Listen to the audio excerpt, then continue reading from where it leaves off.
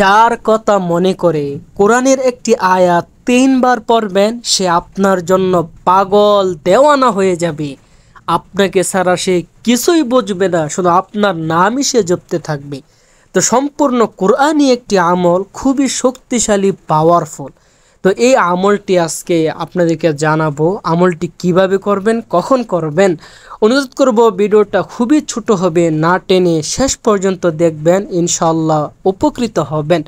সম্মানিত দিনী ভাই বোন, আপনি যদি আমাদের এই ছোট্ট চ্যানেল নতুন এসে থাকেন, দয়া করে চ্যানেলটি এখনই সাবস্ক্রাইব করে ফেলুন, যাতে এমন সুন্দর সুন্দর নতুন ভিডিও সবার আগে আপনার কাছে পৌঁছে যায়। তো চলুন এই আমলটার সব কিছু জেনে আসি। এই আমলটা কারা করবে? আমলটা তারা করবে যদি আপনি কাউকে পছন্দ করেন, ভালোবাসেন, আপনি চান তাকে হালালভাবে যেন বিয়ে করতে পারেন, বা স্বামীরা আমলটা করতে পারেন যেন আপনার স্ত্রী আপনাকে ছাড়া কিছুই না বোঝে, আপনার প্রতি সর্বদা যেন তার একটা আকর্ষণ থাকে। অথবা অনেক বোনেরা আছে অভিযোগ করে তার স্বামী পরকীয়া করে, তার প্রতি তেমন কোনো খেয়াল রাখে না, গুরুত্ব রাখে না, আকর্ষণ নাই। ওই সকল বোনেরা যদি তার স্বামীর কথা মনে করে আমলটি করে, তো আপনার স্বামী আপনাকে ছাড়া কিছুই বুঝবে না, সে কখনো ডানে বামে তাকাইবে না, আপনার প্রেমে সর্বদা পাগল পারা হয়ে থাকবে, আপনার জন্য পাগল দেওয়ানা হয়ে থাকবে। অথবা অনেক মা বোনেরা আছে অভিযোগ করেন যে তাদের সন্তান তাদের খেয়াল রাখে না, তাদের সাথে অনেক দিন ধরে সম্পর্ক নাই, তাদের খোঁজ খবর রাখে না, খেদমত করে না। ওই সকল মা বাবা সন্তানের জন্য আমলটি করতে পারেন। আপনার সন্তান আপনার কথা শুনবে, আপনার কথায় উঠবে বসবে, আপনাদের জন্য পাগল দেওয়ানা থাকবে ইনশাআল্লাহ। অর্থাৎ আপনি যে কোনো আপনার প্রিয় মানুষের কথা স্মরণ করে যদি আমলটি করেন, তাহলে ইনশাআল্লাহ ফলাফল পাবেন। তো চলুন এই আমলটি কখন করবেন, কিভাবে করবেন, সব কিছু আপনাদেরকে জানিয়ে দিই। আমলটি করার জন্য আপনাকে কোরআনের একটি আয়াত মুখস্থ করতে হবে। আয়াতটি আমি পরে শুনিয়ে দিচ্ছি, এরপরে বলে দিব আয়াতটি কিভাবে পড়বেন। আয়াতটি হলো ওয়ালকাইতু আলাইকা মাহাব্বাতাম মিন্নি, ওয়ালকাইতু আলাইকা মাহাব্বাতাম মিন্নি। আয়াতটি যারা পড়তে পারবেন না তারা অবশ্যই কমেন্ট করবেন, আমি বাংলায় লিখে দিব ইনশাআল্লাহ। তো এই আয়াতটি কখন পড়বেন চলুন জেনে আসি। আমলটি করা নির্ধারিত কোনো সময় নেই, দিনে রাতে আপনার সুযোগ মতো যে সময় করতে পারবেন। তবে আমলটি করার আগে ভালোভাবে ওযু করবেন, পবিত্র হবেন এবং একটি পবিত্র জায়গায় বসে আমলটি করবেন।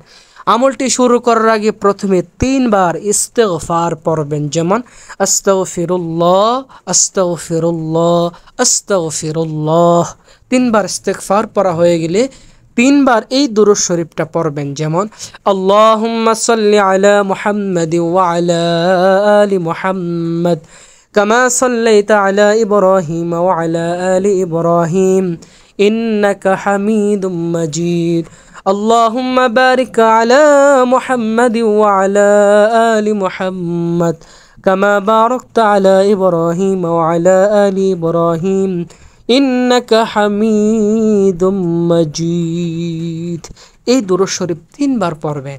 3 বার পড়ার পরে এবার আপনি যার জন্য আমলটি করতেছেন, আপনার যে প্রিয় মানুষের জন্য আমলটি করতেছেন, তার কথা মনে মনে খেয়াল করবেন আর আয়াতটি 3 বার পড়বেন অথবা 7 বার পড়বেন।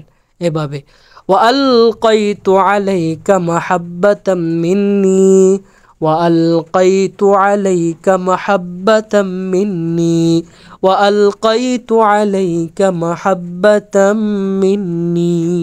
আয়াতটি 3 বার পড়বেন বা 7 বার পড়বেন। পড়ার পরে সর্বশেষ আবার প্রিয় নবীর উপর 3 বার এই দুরূদ শরীফ পড়বেন, সাল্লাল্লাহু আলাইহি ওয়াসাল্লাম, সাল্লাল্লাহু আলাইহি ওয়াসাল্লাম, সাল্লাল্লাহু আলাইহি ওয়াসাল্লাম। আমলটি লাগাতার চালু করতে থাকেন, চালু করে যান, ইনশাআল্লাহ দেখবেন ফলাফল নিজ চোখে দেখবেন। যার জন্য আমল করছেন দেখবেন সে আপনার প্রতি দুর্বল হতেছে, আপনার প্রতি তার একটা আকর্ষণ সৃষ্টি হইতেছে, আপনার প্রতি সে পাগল পারা হইতেছে ইনশাআল্লাহ। যারা আমলটি করবে সবার আমলকে আল্লাহ তাআলা অবশ্যই কবুল করুক।